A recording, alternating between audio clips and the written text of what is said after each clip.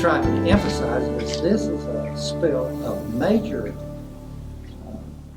amount, large in size, and important as a precedent in terms of trying to discourage this from happening in the future, and to make a statement for the state of South Carolina. The fuel is actually embedded into the bedrock? It's in the bedrock, yes, ma'am. So they wouldn't have to like do some fracking to get it out? No, you just put a well down, they pump it out.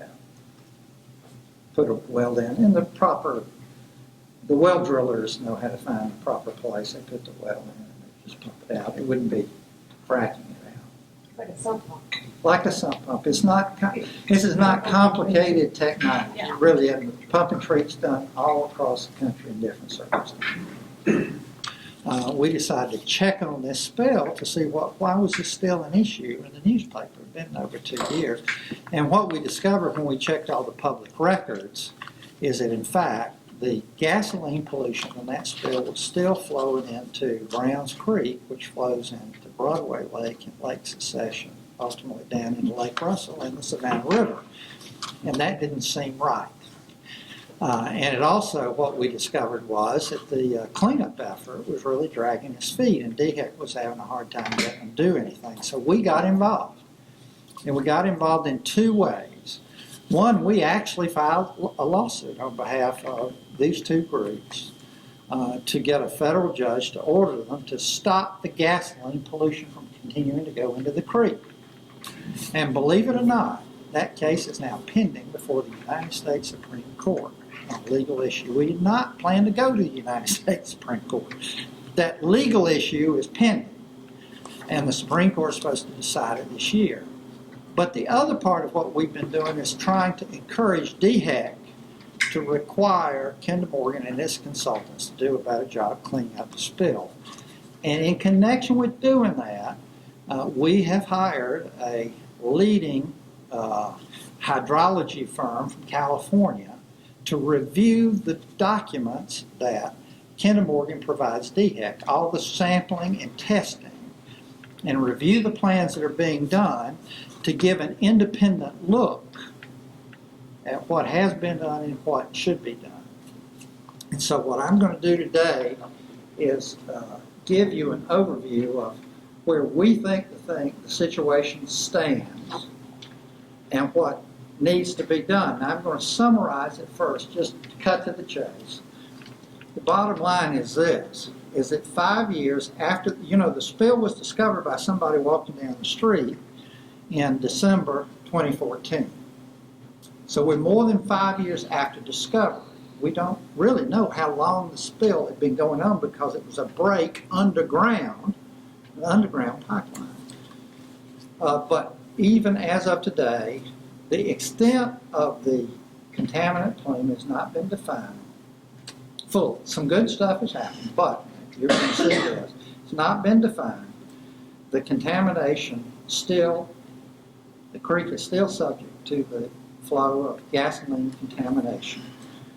And to summarize, the most important thing that needs to be done is we need to have pump and treat to remove the remaining gasoline that is in the bedrock, in the ground there, and in the flow once and for all. That has yet to be done. But that's the bottom line. Now I'm going to tell you how we get there. And that's based on the review of these consultants. Obviously, I am not a hydrologist or a geologic scientist, so it's based on this independent review. But this is where the spill occurred. The spill actually occurred up in here, but this is Covered Creek, and this is Browns Creek, where most of the activity was, and this is where the house was. And this gives you an idea. Now let me just sort of summarize. It is conceded that there were at least 369,000 gallons of gasoline and diesel fuel came out of that pipeline in the break. We think it was probably considerably more than that. But it's undisputed it was at least that amount. And as I pointed out, the pipeline company did not discover this. It was discovered by accident. It wasn't discovered by their system. Over time, about 200,000 gallons or more have been recovered. course, that means at least 150,000 gallons plus, have or not. There is a web page on the DHEC website you can go check for this particular spill, and all the materials are filed there so you can see it. So that's where those are the good things that have happened so far. The bad thing is, this is the gasoline. That's where it spilled from. This is the petroleum, and this is where the big flow went. So it's going down toward Covered Creek, and then it's going toward, in this direction, with the flow of things toward the Browns Creek area. Now, here's an illustration of some of the issues. You see these highlighted wells. Even today, in the last report that was filed, there is floating gasoline in those wells. Guess what I'm saying? And if you look at the reports, they'll call it free product. So even today, 5 years later, and I always like to point this out, that's longer than the United States spent in World War II, but there's still gasoline appearing in these wells floating on top of the water. And that's so-called free product. This is a third quarter report. And what we have urged is that they need to continue to use active vacuum efforts to remove that gasoline, because it is much easier, cheaper, and better for the environment to remove it here than to wait till it gets down in here and try to suck it out through a well, or deal with it as it breaks down or makes it to the creek.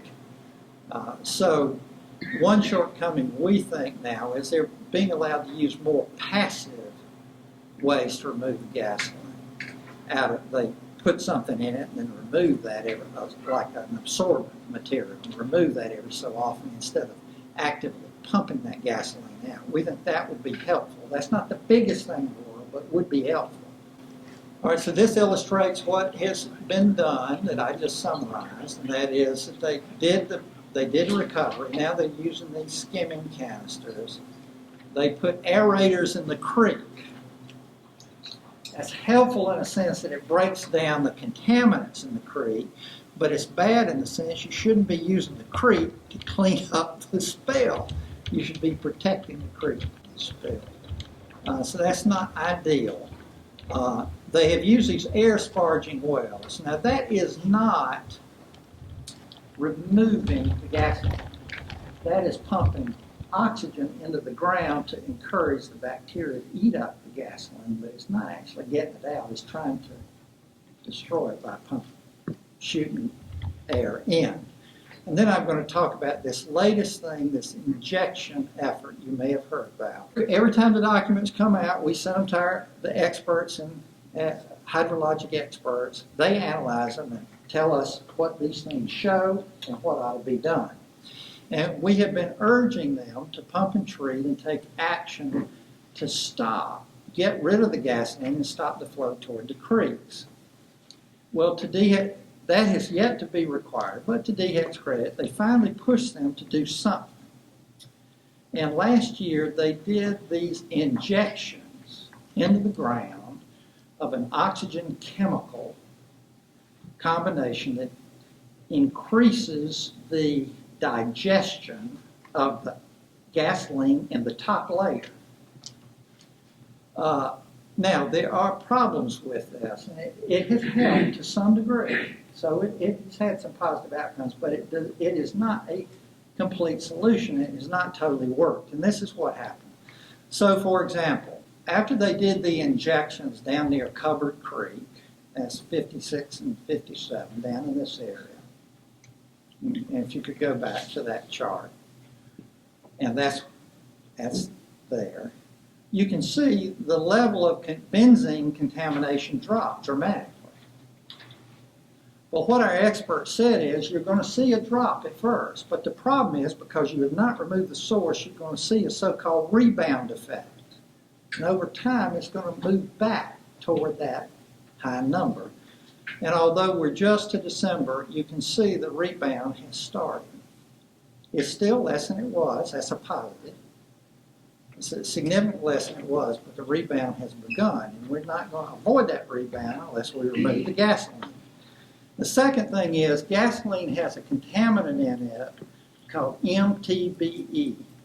And if y'all follow this, I'm not an expert in MTBE, but that is a contamination issue at many places around the country. It's a serious issue. This injection does not impact the MTBE pollution. It does impact the benzene, but as you can see, the MTBE, it goes up and down depending upon water level and when you measure it. It's never going to be a straight line one way or another. But the MTBE is not being dealt with. It's staying in the same range despite this. And these show you the rebound effect and also where it doesn't have an effect. Here's the injection, it goes down. And of course, it'll never be a straight line. Some of these measurements are affected by water levels and weather. But you see how it took a big drop and now it's coming back up. And also, too, these injections are in the shallow areas. They don't go down the bedrock where a lot of this gasoline is migrating to. If we go back just for a minute to that. This is a B by a well means it's in the bedrock. Well, this drop, for reasons unrelated to this OBC, it was water, maybe water level, it goes back up. Look at this magnitude, too. This is 5,000, not 180. That's a very, very disturbing high level of benzene in a well right near Browns Creek. That's a very disturbing number. So that's the problem. It doesn't address contamination in the second level or down in the bedrock. We've seen the beginning of rebound. It's not going to get rid of the MTBE, and the plume is still moving toward the creeks, as shown by the measurement in the wells. So the injection was a good thing, but it's not a solution. Next. At first, we have seen continuing pollution of the creek. We could find gasoline pollution. At first, after the injection, the next time they measured it, they didn't find contamination in the creek. But this time, the contamination started reappearing. Those are gasoline pollutants that are still being measured in the creek, and there shouldn't be any in this creek. Now, they're lower than they were at one time, but it's still there. So this means, in effect, this creek is being used as a way to deal with the spill, to let it bleed out over time. This is covered creek, and this is a problem. They repeatedly test an area where they can't find enough water to test. And we've urged that to be changed, moved to a place where there's enough water to test. That's what NSIW means, is we don't have enough water. An important thing if you're trying to deal with this is to define how far has this pollution moved? How far is it going? Well, we still haven't done that. We can see it's continuing to move in this direction because the numbers keep being high. This is toward Covered Creek. But we don't have a definition, and we really don't have a definition here either at Browns Creek.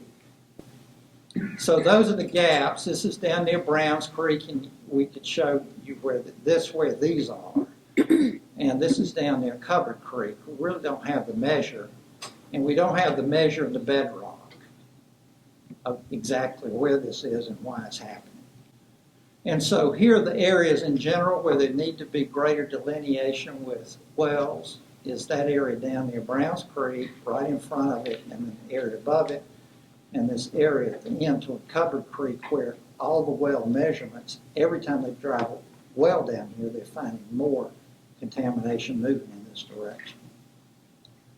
And that's another way to look at the same thing, where we need more delineation, in this case, for the bedrock. And to illustrate this issue, this is if you would just cut the ground, cut a slice of the ground and looked at this area where this happened, this is where the spill occurred. From the measurements we have so far, we know this is Browns Creek. There's a pool of gasoline down here in this plume, down here in the bedrock at the creek. There's a creek up here. This is a bedrock below it. We also know there's a plume of contamination here. We don't really know what's going on in here yet. We know at Covered Creek, there's a pool of gasoline here in the bedrock. The bedrock's near the surface up here. When you get near a creek, the bedrock is lower down. and we also have a plume here. But we really don't know from the investigation so far, how did the contamination get here and where will it go? This is how the hydrologist explains it, and explained it to me, is the way groundwater works is it goes down and then comes up to the creek. So the groundwater that's in the bedrock doesn't stay down there. It's going to come up to the creek. It feeds the creek. In other words, a creek is always the expression of groundwater in the area. So you've got groundwater flowing at this shallow level, which is where that injection worked, but you're not dealing with this in the long run. The same thing's true over here. The bedrock's close to the surface. So that illustrates the same thing again. We need to look at the bedrock in those areas. So those are the recommendations. I would just summarize the big one.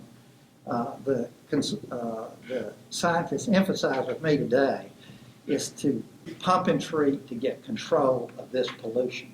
Because you don't necessarily have to answer all these questions as long as you suck the gasoline out. You get it out of the bedrock and get it out once and for all. And also that will protect the creek. Not only will you get out of the groundwater and the bedrock and stop the movement of the plume, you'll also protect the creek. And you do that both by removing the gasoline and also by using these pump and treat wells. You can control the flow of groundwater into the creek where the pollution exists. And in addition, as I pointed out, there are additional wells that need to be done. We want more aggressive, active removal of the floating gasoline of the free product as was done in the first instance. But that's the main thing. We're writing DHEC, and we even brought the consultant in from California, had him present to the DHEC people, and they really didn't disagree with any of his points. I mean, he's a super qualified, mature guy who's worked in this industry for decades and represents water utilities in the West and others on these, and has worked in industry for years too. So he knows his stuff. So really the task, we believe, is to get DHEC to require Kinder Morgan to put in those pump and treat wells at critical locations to pump that stuff out and get it done. So it won't continue to bleed out into the creek and continue to move in the groundwater in the area for years to come. It's been 5 years. It ought to be possible to put this to bed. And let me tell you why we think it's so important. First, it's just the right thing to do. They had to spill out and clean it up. But the other reason it's so important is this is an area with a lot of pipelines. And we think it's important for the pipeline companies to know that if you have a spill here, you're really going to have to go the extra mile and thoroughly clean it up. And the reason for that will encourage greater maintenance, greater attention, greater observation, and will make it less likely we'll ever have to fool with something like this in the future. So we think it's an important marker in the ground. That's the reason we've been dogging them. It's the reason we've been sending letters to DHEC, analyzing this stuff, paying for the consultant, to try to prevent this kind of thing from ever happening again, to encourage due diligence and vigilance to prevent this from happening again. But we want to get this spill cleaned up once and for all. You can get action, but you have to go out and make it happen. It's not going to happen unless we make it happen as citizens. Thank you very much. Thank you.